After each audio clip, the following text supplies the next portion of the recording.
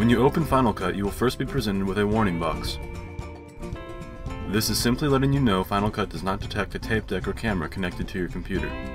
In most cases, you will not have a camera or deck hooked up and can press Continue. When Final Cut is finished loading, you will notice the interface consists of 4 basic areas. These are the browser, the viewer, the canvas, and the timeline. Also, you will notice a row of menu options across the top of the screen. These function similarly to most programs' menu buttons and will allow you to change program settings and defaults. Each area of the Final Cut Express interface serves a different and specific function.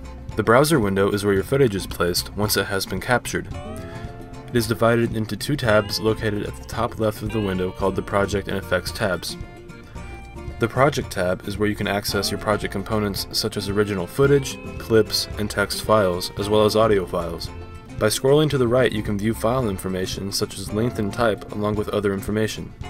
This option is only available when files are viewed as a list. There are other options for viewing files such as small, medium, and large icons. The canvas is the area that plays media as you have arranged it on the timeline. It is also a place to change the size and position of visual media such as videos and text. The viewer window is an area used to review and alter individual media files. To select a file, either double-click on a clip in a timeline or double-click on a file in the browser. The tabs across the top of the viewer will change depending on what type of media file is being viewed. The Video tab allows you to review the visual part of a clip, and you are also able to set in and out points. In and out points allow you to determine the length of a clip. To insert an endpoint, simply place the playhead at the point you want the clip to begin and press I. To insert an out point, place the playhead at the point you want the clip to end and press O. When the clip is dragged to the timeline, it will only be as long as a portion of the file contained within the in and out points. The Stereo tab allows you to review and alter standalone audio files and audio files attached to video clips. Here you can change the audio and pan levels of an entire clip or a specific part of a clip.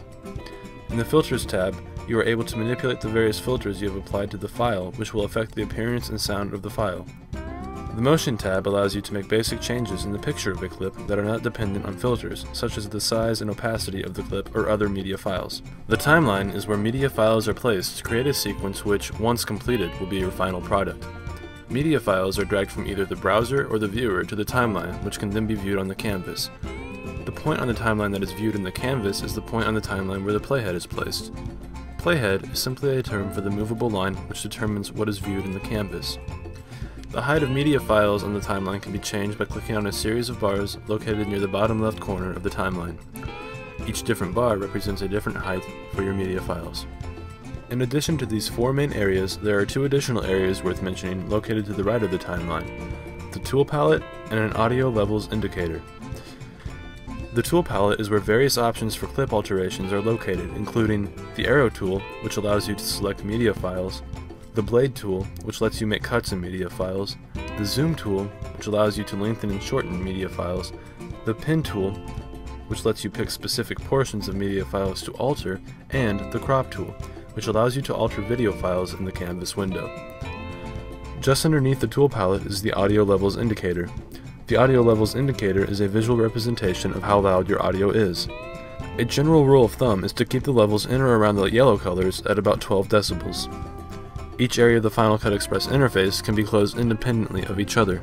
If this happens, you can go to the Windows menu, down to Arrange, and over to Standard. This will bring all areas of the interface back to their standard arrangement.